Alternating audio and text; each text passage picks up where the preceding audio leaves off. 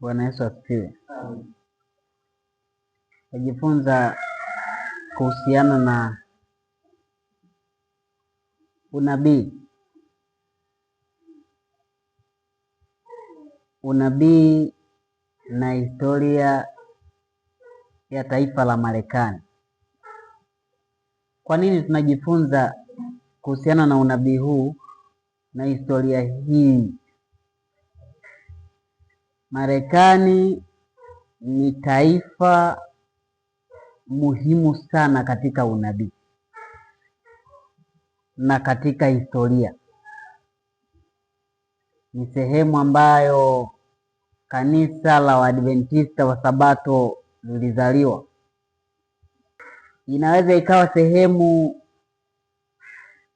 muhimu sana katika historia ya makanisa mengi sana ulimwenguni, kwa sababu yameamka kutoka usingizini ama yameanzishwa. Yalianzia katika taifa la Marekani. Ni taifa ambalo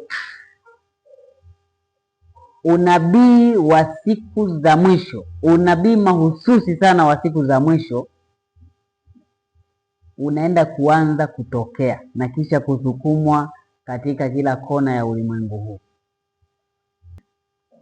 Taifa la Marekani kihistoria ni taifa ambalo lilikuwa ni eneo ambalo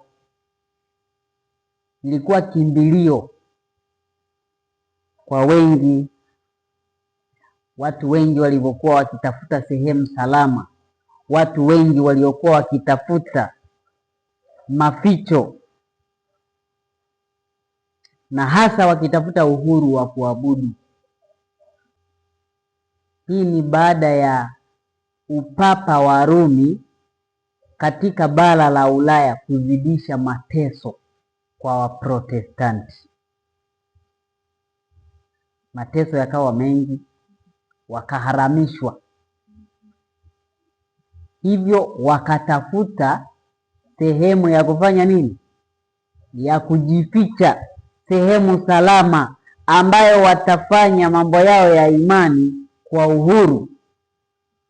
Na sehemu hiyo Marekani ni sehemu kubwa sana ya kukumbukwa, ambayo mahitaji ya Waprotestanti kutoka Ulaya ama hitaji lao lilipatikana katika ardhi ya Amerika. Kwa walikimbilia Amerika kwa sababu moja ya mateso katika bara la Ulaya, lakini pia kwa sababu ya ukandamizaji wa uhuru wa kuabudu. Uhuru wa kuabudu katika bara la Ulaya haukuwepo. Mataifa makuu ya Ulaya yalikuwa yameungana, yameshikana pamoja na Rumi ya upapa kukandamiza Waprotestanti wote. Rumi ya upapa ama upapa, kanisa Katoliki la Roma kwa kipindi hicho lilikuwa limeshikilia mamlaka zote za serikali, mamlaka ya kiserikali na ya kidini. Kwa hiyo uende kiserikali unalikuta, kidini ndio kabisa. Utakimbilia wapi? Kama leo hii ukipata shida, si unaenda serikalini kutafuta msaada. Labda kwa mfano kanisa fulani lije litufanyie fujo hapa kwa sababu ya mambo yake lenyewe linayojua. Tukienda serikalini tutapata msaada, kwa sababu serikali haina nini? Haina dini yenyewe, itafuata sheria. Sasa ninyi kwa nini mmeenda kuwafanyia fujo wenzenu? Kesi itaamuliwa. Lakini kwa kipindi hicho Waprotestanti hawakuwa na sehemu ya kimbilio, maana sehemu ya kimbilio serikali zao ndio zipo pamoja na adui yao. Kwa hiyo hawakuwa na sehemu ya kukimbilia kwa mamlaka za kidunia, isipokuwa kutafuta sehemu ambayo mamlaka hizo hazipo. Walihitaji uhuru wa kuabudu ili waendeshe mambo yao ya imani pasipo shuruti, na hicho ndicho ambacho Mungu anahitaji. Mtu afanye mambo yake ya imani bila kufanya nini? Kushurutishwa ama kulazimishwa, hiari yake. Ndiyo mfalme pekee ambaye ana uhuru kama huo duniani. Ukisikia nchi inaendeshwa kifalme, ufalme kweli kweli, ujue hapo kuna amri za lazima.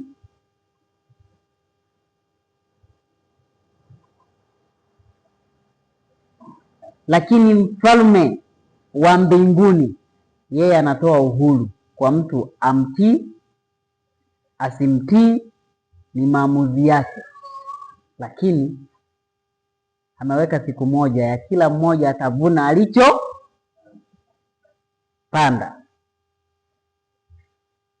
Kwa hiyo Waprotestanti wengi kutoka Ulaya walichangia kwa sehemu kubwa kuanzishwa ama kuzaliwa kwa taifa la Marekani, kwa sehemu kubwa sana.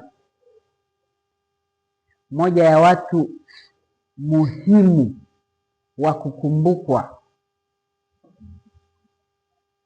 wanapatikana katika sura ya 16 ya kitabu cha Pambano Kuu, Pilgrim Fathers, mababa wa hija kutokea Uingereza. Kitabu cha Pambano Kuu sura ya 16 kinawaeleza watu hawa kwamba kwanza walikuwa waumini wa kanisa Katoliki. Baada ya kuona kwamba kanuni za imani za kanisa hilo zimechafuka sana, tena zikilazimisha mtu, hazina uhiari, wakaziacha, wakahamia katika ushirika wa kanisa la Uingereza, kanisa la Anglikana linaloitwa Anglikana leo. Lakini kanisa hilo nalo la Anglikana likafuata nyayo zile zile za Rumi. Najua kanisa la Anglikana lina mfanano mkubwa sana na kanisa la Roma, maana utofauti wao ulivyoanza si mafundisho, bali utofauti wao ulianza kwa mambo mengine tofauti. Kwa sababu mfalme wa Uingereza alitaka kuoa, akakatazwa na papa, ndio maana kukatokea mpasuko. Kwa hiyo mafundisho mengi ni sawa na ya Roman Catholic. Udikteta ndani ya kanisa la Anglikana ukazidi tena. Hawa watu ambao wametajwa kama mababa wa hija wakaona sasa tutafute sehemu ya kukimbilia, maana ardhi hii tunayoishi hatuwezi kufanya ibada ama kufanya mambo yetu ya imani kwa uhuru. Wakakimbilia Holland, nchi ya Uholanzi. Ndipo sasa walipofanikiwa kutokea Uholanzi kusafiri kuelekea bara la Amerika ya Kaskazini. Miaka ya 1620 walisafiri kuelekea Amerika kwenda kutafuta uhuru wa nini? Uhuru wa kuabudu na uhuru wa dini, wakipambania ukweli. Leo hii sisi tumepambana kutafuta ukweli kwa kiasi gani? Paulo anasema hamjamwaga damu mkishindana na nini? Na dhambi. Hamjamwaga hata damu mkishindana na nini? Kuna wengine ambao uhuru wa kuabudu tunaoona leo umegharamiwa kwa damu za watu, kwa jasho jingi. Lakini sisi tunaona tu ni jambo la kawaida. Tumesahau, Waprotestanti wamesahau jasho la mababa zao lililomwagika kutafuta uhuru wa dini uliopo leo. Moja ya safari, meli maarufu inayojulikana waliosafiri nayo kuelekea Amerika iliitwa Mayflower. Walivuka bahari ya Atlantic na wakafika sehemu inayoitwa Plymouth, Amerika ya Kaskazini. Kabla ya kushuka katika huo usafiri waliosafiria, waliweka mapatano. Waliweka nini jamani? Mapatano. Inaitwa Mayflower Compact. Waliweka mapatano au makubaliano. Moja ya makubaliano waliojiwekea ni ya kwamba wakifika katika nchi hiyo, mambo gani ambayo wanatakiwa kuyazingatia. Jambo la kwanza walilokubaliana, mojawapo ya mambo waliokubaliana, jambo la kwanza ni utawala wa kujiongoza. Yaani kujitawala, wasitawaliwe isipokuwa kujifanya nini? Kujitawala. Yaani wasiwe chini, yaani wasiwe kama jimbo linalotawaliwa kikoloni, wajitawale. Asiwepo mkuu kati yao ambaye anawatawala kama mkoloni. Lakini pia walichokubaliana kingine, utawala wa wengi. Utawala wa nini? Utawala wa wengi. Leo hii tunasema ni demokrasia. Hii ilikuwa hatua muhimu sana kuelekea kuzaliwa kwa demokrasia ya Marekani. Msingi uliojengwa na watu kwa jasho wa taifa hili la Marekani. Msingi uliojengwa na watu wenye uchungu wa kujitawala na uhuru wa kuabudu. Demokrasia baadaye, Marekani akaja kuwa mtetezi mkuu wa demokrasia kwa sababu ya hawa watu ambao walitengeneza misingi yake. Taifa la Marekani linakumbukwa kwa uamsho wa kiroho uliotokea mara mbili. Uamsho wa nini? Wa kiroho. Uamsho wa kwanza ulitokea miaka ya 1700 kupitia mhubiri mahiri aliyeitwa George Whitefield aliyezaliwa mwaka 1714 na kufa mwaka 1770. Mhubiri huyu alifanya uamsho wa pekee katika taifa la Marekani. Alileta uamsho mkuu sana wa kiroho. Lakini uamsho wa mara ya pili ulitikisa pia ardhi ya Marekani, ni uamsho kupitia William Miller miaka 1800. William Miller. Hivyo ardhi ya Marekani ina historia kubwa na ni nchi ya kiunabii kiroho. Katika Ufunuo 13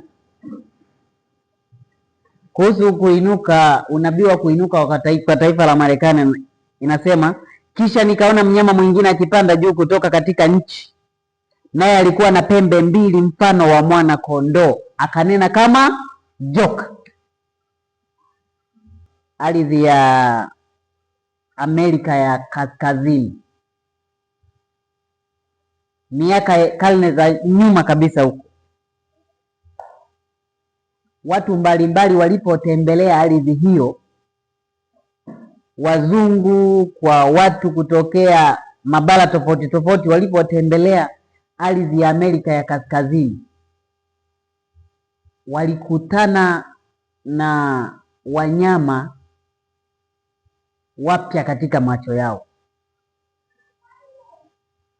Wanyama hao walikuwa wanaitwa bison au American buffalo. Yaani buffalo ni mnyama, buffalo kuna African buffalo ama buffalo wa Kiafrika ambaye ni yule mbongo, nyati nafikiri ndio African buffalo. Kuna mnyama mwingine aliyekuwa anaitwa American buffalo au bison. Huyu mnyama alikuwa mnyama mpya sana kwa wale ambao walikuwa wageni katika nchi ya Amerika, na mnyama huyo anapatikana alikuwa anapatikana tu maeneo hayo ya Amerika. Mnyama huyu alikuwa anafanana sana na kondoo, yaani sura yake anafanana sana na kondoo, ila tu yeye ana kichwa kikubwa, pembe zake kama kondoo, ila yeye ana kichwa kikubwa. Huyu hapa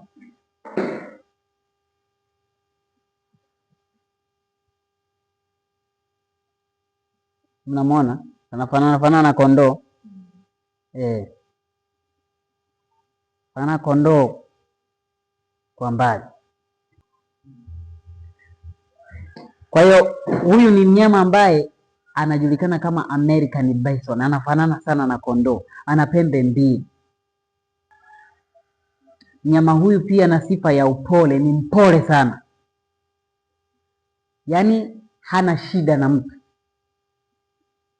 lakini akichokozwa mara ghafla anaweza akawa hatari sana.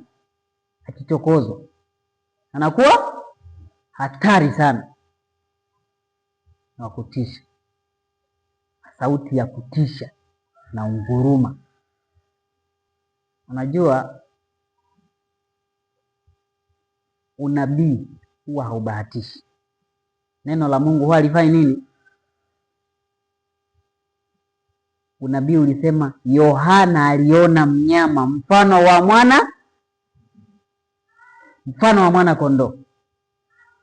Huyu mnyama anajulikana, huyu ambaye nimemzungumzia, huyu bison anajulikana yani kama American, yani ni mnyama ambaye anapatikana kwenye ardhi ya Amerika peke yake.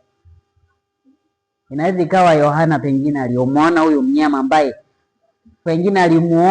mnyama ambaye anabeba kama utambulisho wa nini, wa Amerika. Pengine kama ingekuwa ni Tanzania, Yohana angeonyeshwa nchi ya Tanzania inafanya mambo fulani, ni nchi ya kiunabii, angeonyeshwa mnyama kama mwenye shingo ndefu. Maana moja ya mnyama ambaye anachukuliwa na Tanzania kama mnyama wa utambulisho wa taifa ni twiga. Kwa pamoja ni twiga. Na sifa za huyu mnyama ni kwamba nimesema ni mpole sana. Na huyu mnyama ambaye alionekana ni mfano wa mwana kondoo. Kondoo ni mnyama ambaye ni mpole, yaani hana vurugu, anapenda amani. Lakini huyu mnyama ambaye nimesema ni bison, akichokozwa kidogo anakuwa mnyama hatari sana. Halafu kwenye unabii anaeleza kwamba mnyama huyu alionekana mwenye pembe mbili mfano wa mwana kondoo, baadaye alinena kama nini? Alinena kama joka. Maana yake yani sasa imekuwa tofauti sana na muonekano wake. Kondoo ni mpole, lakini sasa ananena kama joka, amegeuka ghafla, kama ambavyo mnyama bison ni mpole sana, lakini ghafla anaweza akageuka kama mnyama hatari. Haya, tunaendelea. Mnyama alikuwa na pembe hizi, huyu ambaye ni mfano wa mwana kondoo. wakati taifa la Marekani linapata uhuru wake mwaka 1776. Sawa eh? Taifa la Marekani lilipata uhuru wake 1776.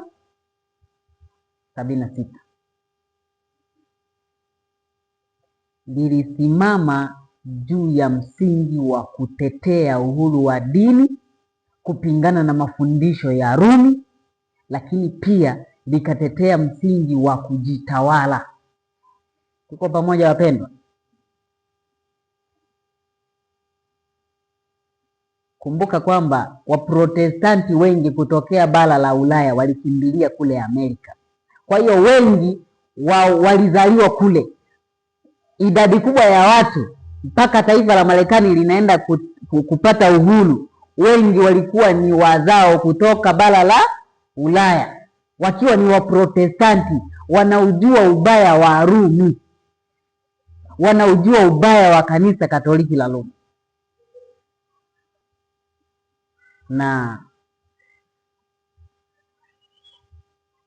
kwa hiyo taifa la Marekani likaanzishwa katika msingi wa Kiprotestanti wa kukataa mafundisho ya nini? Mafundisho ya uongo ya Rumi. Neno Uprotestanti maana yake ni protest. Kuprotest ni kupinga. Kupinga nini? Waprotestanti walikuwa wanapinga mafundisho ya uongo ya Rumi. Lakini cha kusikitisha ni kwamba Rumi iliunda timu ya kupambana na Uprotestanti.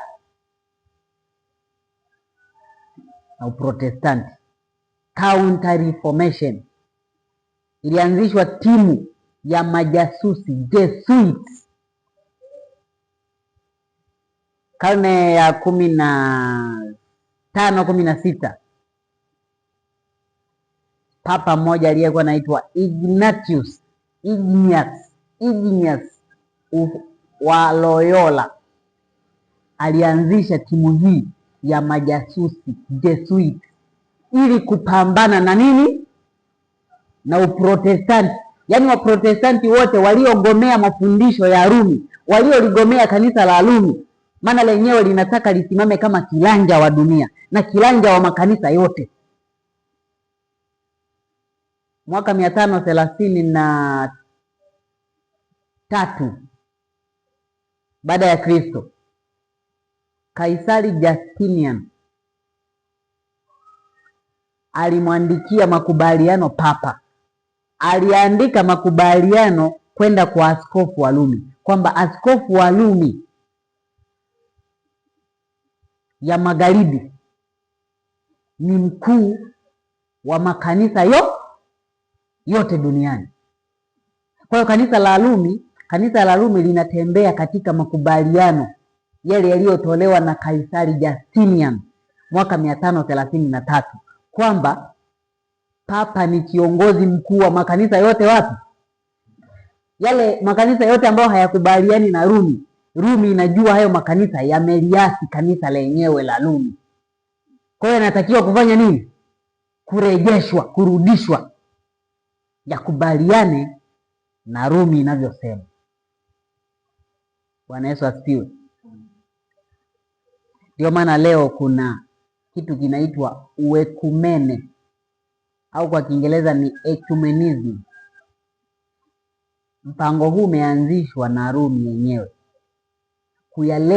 kuyaleta makanisa ya Kikristo na dini zote zitengeneze organization inaitwa World Council of Churches. World Council of Churches. Kuna makanisa mengi sana ambayo yapo kwenye council hiyo sasa hivi. Watengeneze kitu, ni njia ya Rumi kuyaleta hayo makanisa, na kiongozi mkuu wa huo umoja wa makanisa ni Papa. Huyo ndio mwenyekiti wa huo umoja. Bwana Yesu asifiwe. Counter Reformation. Kanisa la Rumi na upapa unaumia sana unapoona watu wanapinga kanisa la Rumi.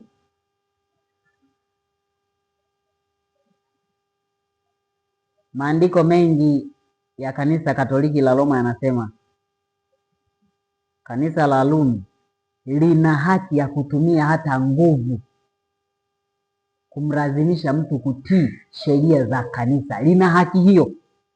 Halitumii tu nguvu kipindi ambacho imelazimika lisitumie nguvu, lakini muda ukifika, nafasi ikipatikana, lina haki ya kutumia nini? Ndio maana kuna mahakama katika zama za kati zilianzishwa, mahakama za kanisa. Watu wanahukumiwa kwa sababu wamekataa kutii sheria za nini? Za kanisa la Rumi. Ndio maana nasema uhuru tulionao sasa wa kuabudu, kuna watu wameulipia kwa damu, wamevuja jasho, wamesafiri maili nyingi wakitafuta uhuru wa dini. Paulo naye anatuambia hamjafanya vita hata mkamwaga damu mkishindana na nini? Na dhambi. Counter Reformation. Makanisa haya ya Kiprotestanti mengi yamerudi Rumi. Kwa pamoja makanisa ya Kiprotestanti yana mafundisho mengi kutokea Rumi. Hivyo sasa taifa la Marekani lilianzishwa kwa msingi mmojawapo wa Kiprotestanti kupingana na mafundisho ya Rumi, lakini na msingi mwingine wa kujitawala, republicanism. Yaani liwe taifa ambalo haliko chini ya papa, liwe taifa linalofanya nini? Linalojitawala. Mfano Tanzania inaitwa Jamhuri ya Muungano wa nini? Neno jamhuri ndio republic. Republic maana yake ni kujitawala. Tuko pamoja? Ilijitawala baada ya kuachiwa na wakoloni, ndio ikaitwa nini? Republic ama jamhuri. Kwa hiyo na Amerika na yenyewe ikaanzishwa ikapata uhuru chini ya msingi ama utambulisho wa jamhuri, yaani nchi inayojitawala, haiko chini ya nini? Ya upapa. Maana mataifa mengi ya Ulaya yalikuwa chini ya papa. Wafalme na marais walikuwa chini ya nani? Hawaamui jambo bila kumshirikisha papa. Na wafalme wengine walikuwa kwamba ili uchaguliwe ukae kiti cha kifalme ama cha urais, lazima kwanza papa hawa anakubaliana na wewe, amekuidhinisha. Kama hajakuidhinisha huwezi ukawa mtawala. Bwana Yesu asifiwe. Kwa hiyo republicanism, jamhuri, na uprotestanti ndio ikawa misingi miwili ya nini? Ya taifa la Marekani, ya kuanzishwa kwa taifa la Marekani, ya kuzaliwa kwa taifa la Marekani. Pembe mbili za yule mwanakondoo ndio jamhuri na uprotestanti, yaani kutenganisha dini na serikali. Lakini katika bara la Ulaya mataifa yalikuwa na pembe hiyo tu, yaani pembe moja, maana yake dini na serikali vyote vimeunganishwa katika pembe moja. Lakini taifa la Marekani likatenganisha pembe hizo, serikali na dini viwe vitu viwili visivyoungamanishwa pamoja. Ufunuo 17 mstari wa 12 na 13 unaonesha jinsi gani mataifa ya Ulaya yalikuwa yameungana na upapa katika kukandamiza uhuru wa dini. Ndiyo maana Waprotestanti wakakimbia kutoka Ulaya kwenda Amerika. Anasema na zile pembe 10 ulizoziona ni wafalme 10 ambao hawajapokea ufalme bado, lakini wapokea mamlaka kama wafalme muda wa saa moja pamoja na yule mnyama. Hawa wana shauri moja, nao wampa yule mnyama nguvu zao na mamlaka yao. Watawala wa Ulaya walikuwa wamempa nguvu zao nani? Papa. Bwana Yesu asifiwe. Hata papa, hata sasa hivi papa ni mtu mwenye nguvu kuliko mtu yeyote duniani, maana ana jeshi lenye nguvu kuliko lolote lile duniani, limeenea nchi zote. Hivi ukisikia ujasusi unaelewa maana yake? Ujasusi ama ushushushu maana yake ni kwamba ni kuwa na wakala wako sehemu fulani, kila sehemu na mawakala wako. Tuko pamoja?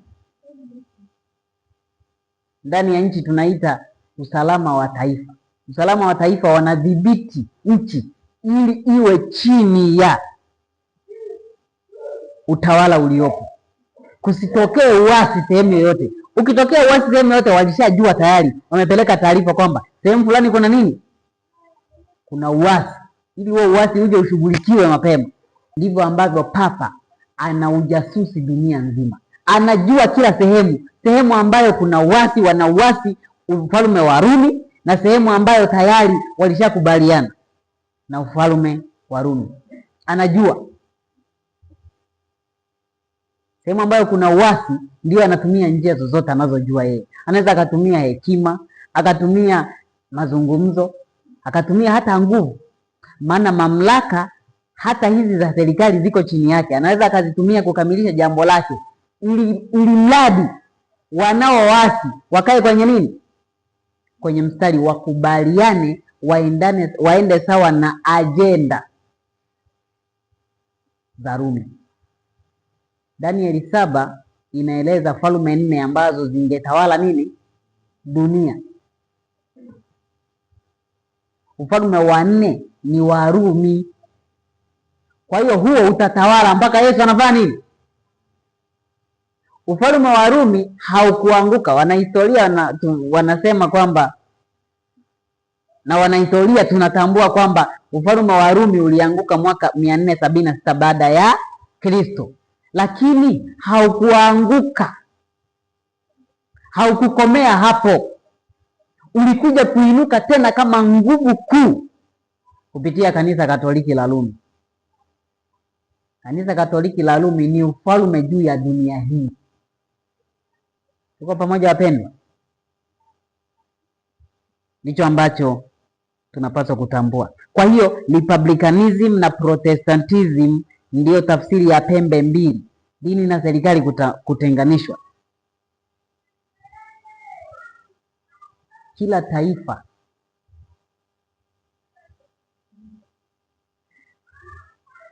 Ufunuo 13 mstari wa 11 imesema kwamba yule kondoo pembe mbili, yule mnyama alikuwa mfano wa mwana kondoo, lakini akanena kama joka. Manake kama mwana kondoo, manake ana sura nzuri, tabia nzuri, lakini ghafla anageuka anakuwa mbaya. Mataifa mengi, au tuseme kila taifa, lina historia yake nzuri na historia yake ya kutisha au mbaya.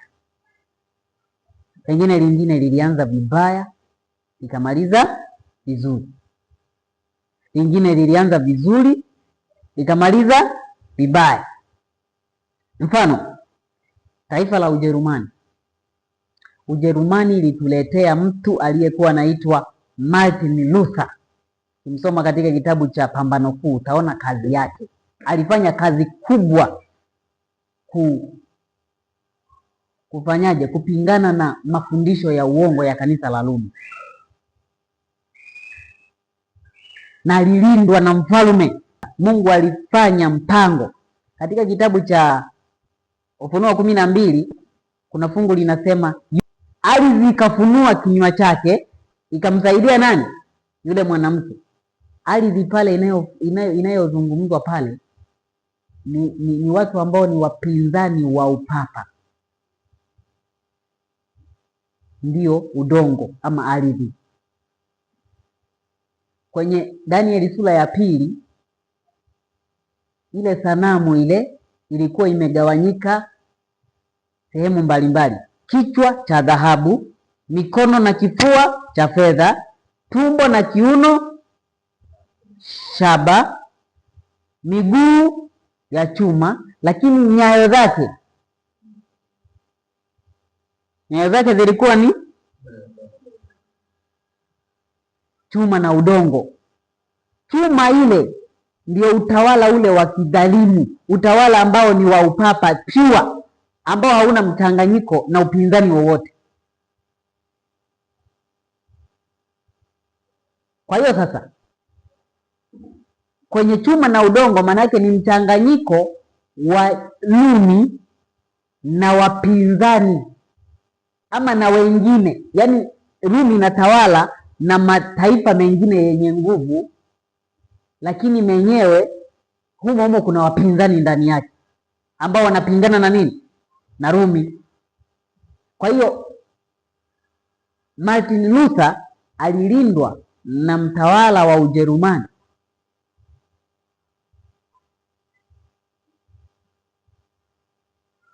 Ujerumani ina historia nzuri ya namna hiyo. Unajua, katika kila jambo zuri Mungu huwa analiandika kwa pamoja, huwa anafanya nini? Linakuwa historia. Ndio maana imeandikwa kila mtu atalipwa sawasawa na nini? Na matendo yake. Japo hataokolewa kwa matendo, ila kila mtu atalipwa sawasawa na matendo yake, mema na mabaya vile vile. Wale ambao wataokolewa hawatakuwa na historia ya matendo mabaya, kwa sababu yatakuwa yamefutwa kwa kafara ile ya Kristo msalabani. Ila wale ambao hawakutegemea kafara ya Kristo, matendo yao yatabaki na watalipwa sawasawa na matendo yao mabaya. Bwana pewe sifa. Amen. Kwa hiyo Ujerumani kama nchi ina historia nzuri ambayo imeandikwa kwamba ilimlinda mtengenezaji mahiri ambaye alikuwa akipingana na uongo, Martin Luther. Lakini baadaye taifa hilo hilo la Ujerumani likaja na historia ya kutisha ya Hitler, Adolf Hitler, aliyeleta mateso kwa Wayahudi, lakini pia kwa watu wa Mungu wazishikao amri za Mungu. Unajua, kile kinachoangaliwaga zaidi katika historia ni kwamba Adolf Hitler alisababisha mateso kwa Wayahudi peke yao, lakini kuna watu waliokuwa wanatafutwa mule ndani kuliko hata Wayahudi wenyewe. Wale ambao walikuwa focus ya shetani kuliko hata Wayahudi wenyewe ni watu wazishikao amri za Mungu na kuwa na imani ya Yesu. Ndio waliokuwa lengo, na walipata mateso haswa.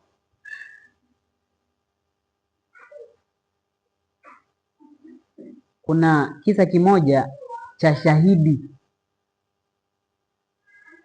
wa yale yaliyotokea katika vita vya pili vya dunia. Ni mshiriki wa kanisa letu la IMS. Yeye alisimulia, kwa sababu ya kukataa kwenda kupigana, alifanyaje? Alichukuliwa akawekwa gerezani. Alipowekwa gerezani akaachwa huko afe na njaa. Pambano Kuu inaeleza hata wakati wa sheria Jumapili wapo wengine ambao watakuwa makundi mbalimbali, watu wa Mungu. Wapo wengine ambao watakimbilia sehemu za mafichoni milimani. Wapo wengine ambao watafanywa kuwa watumwa na kuteswa magerezani. Wapo wengine ambao watafanyaje? Wataenda kutupwa, yani wataenda kuachwa sehemu fulani ambayo ni ya ukiwa, kama Yohana wa Patmo alivyofanywa, akapelekwa sehemu yani ujifie huko.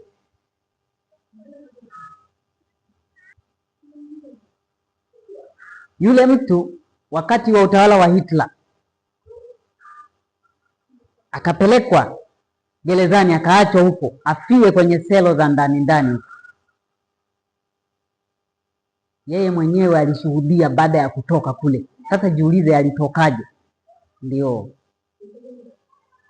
akiwa kule anasimulia, walitegemea kwamba atakufa na njaa, lakini kadiri siku zilivyokuwa zinasonga, kuna siku panya akamuona panya anakuja ameuma mkate. Panya kwenye selo, yaani sehemu ambayo wao wameshajua kabisa kwamba huyu tayari anaenda kufanya nini? Kufa. Atalishwa na nini huko? Sasa kufa. Sehemu ambayo haiwezekani, Mungu ndio anafanya nini? Anafungua milango. Ni kama Danieli walienda kumfukia, walienda kumtupia kwenye shimo la simba, wakaweka na jiwe kubwa juu ya nani, ili asiwepo hata wa kumuokoa. Kulikuwa na tumaini la Danieli kuokoka, lakini badala yake aliokoka yule mtu. Sasa ukitaka kujua aliokokaje, msikilize yeye. Haya, yule mtu akamuona panya kwenye zile selo za ndani. Panya si anapita kwenye upenyo hata mdogo tu, akapita na mkate wake akamletea. Kila siku alikuwa anamletea nini? Mkate anakula na maji anakunywa. Sisi tutajua sasa. Panya. Ndio maana kuna muda panya nikiwa ndani huwa wananikera, muda mwingine wananikera, ila ikifika hatua nakumbuka hiyo story, huwa nawahurumia, na waacha tu. Sasa naficha tu vitu vyangu ili wasiviharibu, maana nafikiria pengine na mimi siku moja wataniletea. Haya, yule mtu akakaa hai mule ndani mpaka siku wanaenda waangalie waone mzoga wa yule mtu amekufa, lakini akafanya nini? Akawa hai ndani. Wakashangaa, wewe umeokokaje muda wote huu? Akawasimulia yote yaliyotokea, wakamwachia huru. Ni ushuhuda ambao ulitokana na mateso makali yaliyoendeshwa na Adolf Hitler, kiongozi wa taifa la Ujerumani. Historia ya kutisha sana, lakini taifa ambalo limetoka kuleta mtu mwana matengenezo, likitetea wana matengenezo, lakini linageuka kuwa litesaji la wana matengenezo ama la watu wa Mungu. Kila nchi ina historia ya kutisha na historia nzuri. Nchi nyingine ni Ufaransa. Ufaransa na yenyewe ilituletea mtengenezaji mahiri sana aliyekuwa anaitwa John Calvin. Calvin ameandikwa katika kitabu cha Pambano Kuu, meelezwa kazi zake nzuri sana alizozifanya katika kuleta matengenezo ya kanisa, matengenezo ya ukweli. Lakini kama ambavyo huyu mnyama mfano wa mwana kondoo ghafla alinena kama joka, amegeuka kutoka kwenye uzuri wake. Ufaransa nayo kutoka kwenye historia ya uzuri ya kuleta mtu maarufu, mtengenezaji, na yenyewe iligeuka kuwa balaa. Baadaye Ufaransa ina historia ya mtu aliyeitwa Maximilien Robespierre, aliyekuwa kiongozi wa mapinduzi ya Ufaransa miaka 1793-94. Taifa hilo la Ufaransa lina historia ya kupiga marufuku Kristo na kupiga marufuku Biblia katika taifa hilo. Sasa ni zamu ya Marekani. Marekani nayo ilianza vizuri, itamalizia vibaya. Ilikuwa mfano wa mwana kondoo, mnyama mpole, lakini itamaliza kama joka. Marekani ilileta uamsho wa kidini, uamsho wa kiroho miaka 1700 na 1800. Ndio sehemu ambayo uzuri wa uhuru wa kuabudu Uzuri wa uhuru wa kuabudu ulianzishwa tena baada ya miaka mingi ya giza, lakini katika historia ya taifa la Marekani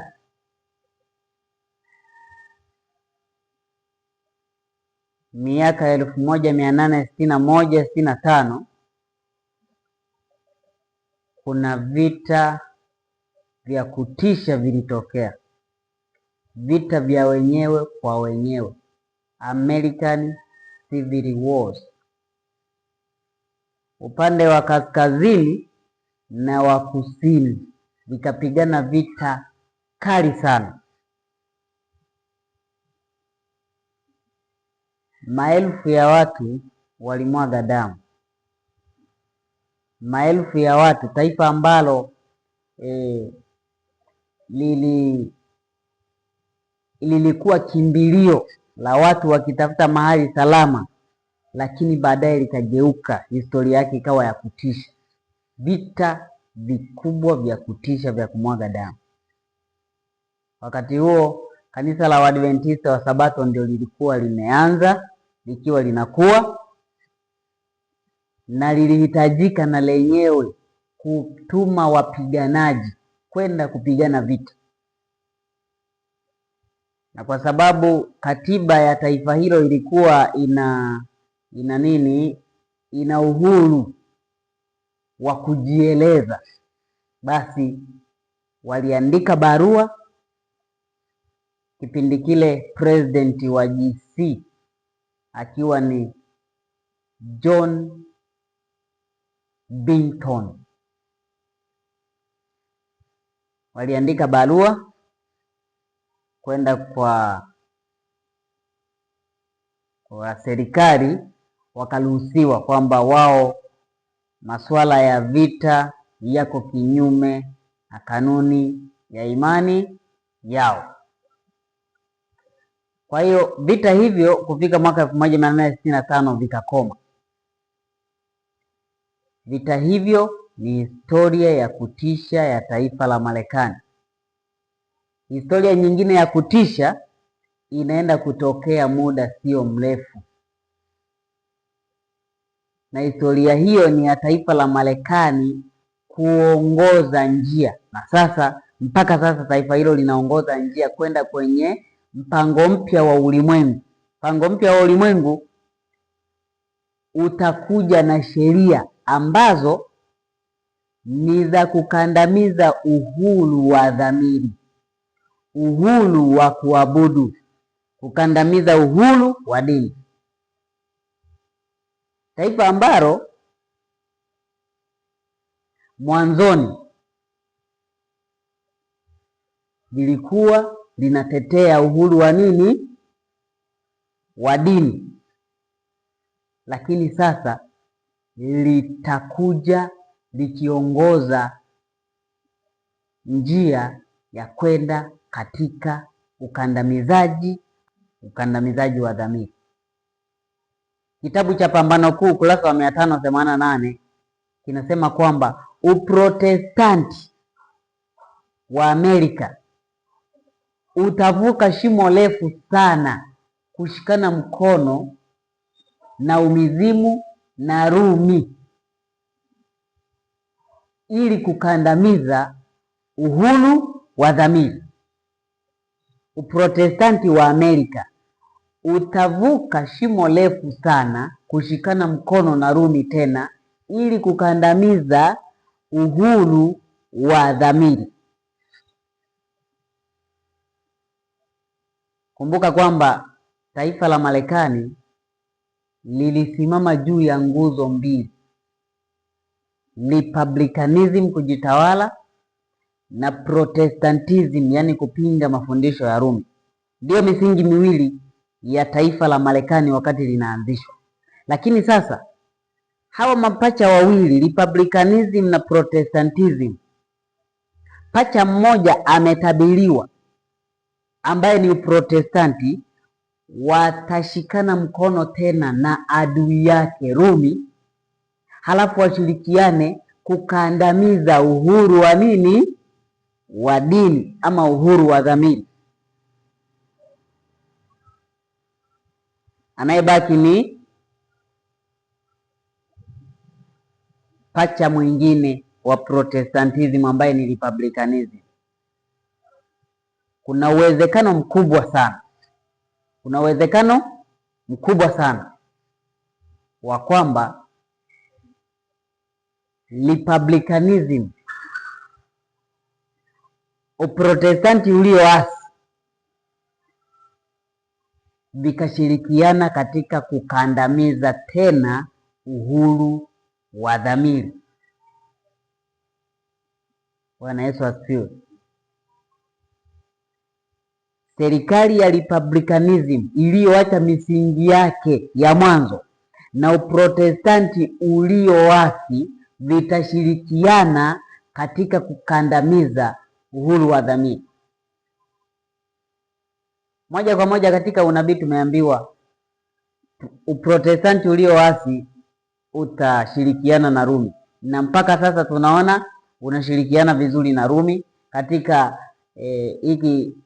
hii organization ya World Council of Churches ama umoja wa makanisa. Waprotestanti wako wengi sana, na kama tulivyoelezana kwamba Papa anajua kila kanisa ambalo liko ndani tayari liko limeshakubaliana na yeye na lile ambalo halijakubaliana na yeye. Anajua vizuri. Kwa hiyo Uprotestanti kwa 90% na kitu umeshaangushwa. Unashikana mkono na upapa ambao kazi yake ni kukandamiza uhuru wa dhamiri, kushurutisha watu kutii sheria za kanisa. Kanisa Katoliki la Rumi huwa linajiita ni kanisa la mitume, lakini kanisa la mitume halina historia ya kulazimisha watu. Kanisa la mitume lilikuwa ni muhanga wa serikali za dunia, lilikuwa linateswa, linafanyaje? Lakini kanisa la Rumi lenyewe ndio linatesa, ndio serikali yenyewe inayofanyaje? Inayotesa kanisa. Sasa utasemaje kuna mfanano kati ya kanisa la mitume na kanisa la Rumi? Hapana. Kwa hiyo sasa asilimia kubwa ya Uprotestanti sasa unashikana mkono na nini? Na Rumi, ili kukandamiza uhuru wa dhamiri. Uprotestanti wa Amerika na duniani kote unaungana ukishikana mkono na Rumi kujiandaa kukandamiza uhuru wa dhamiri, kama ilivyokuwa katika kipindi cha giza, kipindi cha zama za kati. Anayebaki hapa ni pacha wa Protestantism katika kuanzishwa wa taifa la Marekani, Republicanism. Je, yeye atasimama upande gani? Ndiyo maana nasema kwamba kuna uwezekano mkubwa sana serikali ya Republicanism ndiyo ikahusika kushirikiana na pacha mwenzake Protestantism kuleta mpango mpya wa ulimwengu ambao utairudisha dunia katika zama za giza. Unapaswa kujiandaa. Yesu alipoongea na wanafunzi wake wale tenashara, aliwaambia kwamba msifurahi kwa sababu mapepo yanawatii, bali furahini kwa sababu majina yenu yameandikwa wapi?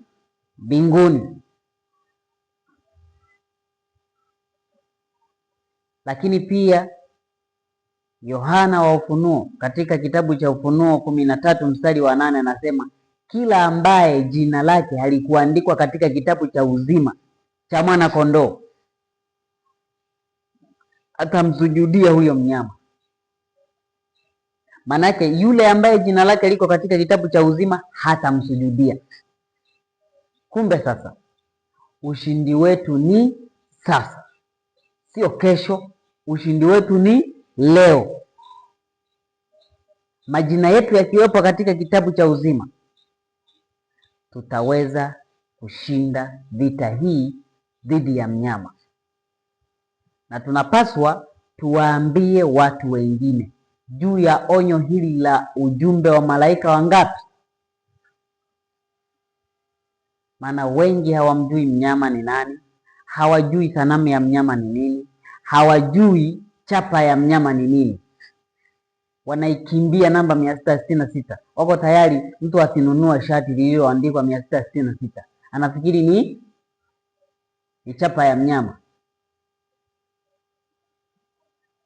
Unafikiri ingekuwa ni namba tu kuchorwa hivi au shati, nani ambaye angekubali? Hata yule ambaye hamjui kabisa Yesu, hamjui Mungu, angekimbia na yeye. Lakini chapa ya mnyama inahusiana na ibada itokayo moyoni. Maana nasema chapa ya mnyama itapokelewa katika kipaji cha nini?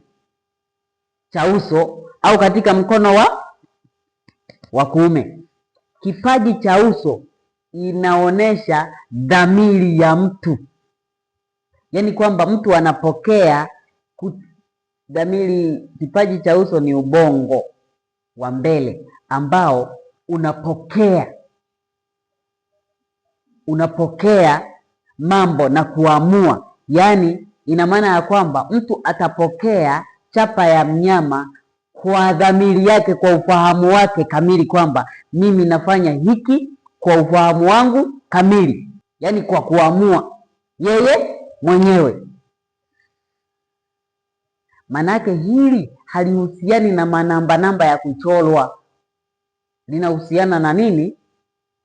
Na ibada. Ndio maana katika Ufunuo 13 mstari wa 10 na ngapi anasema kwamba ataamua huyu mnyama kwamba wale wasiomsujudia mnyama watauawa, ataamuru wauawe. Kusujudu si ni ibada? Kusujudu ni ibada, maana yake ni ibada inayohitajika kwenye swala la chapa ya mnyama, sio namba au tatuu au nini, sio kitu kama hicho, ni ibada. Hivyo tunapaswa kuambia wengine waelewe juu ya pambano kubwa linalokuja. Pambano hili kwa tunaojua sasa, hatima yetu tunaiandaa sasa hivi. Hata kwa wengine ambao tutawafikishia ujumbe huu, wataamua hatima yao, maana kila mmoja atahukumiwa kwa ujumbe na ufahamu aliokuwa nao. Bwana bariki somo hili kwa jina la Yesu. Amen.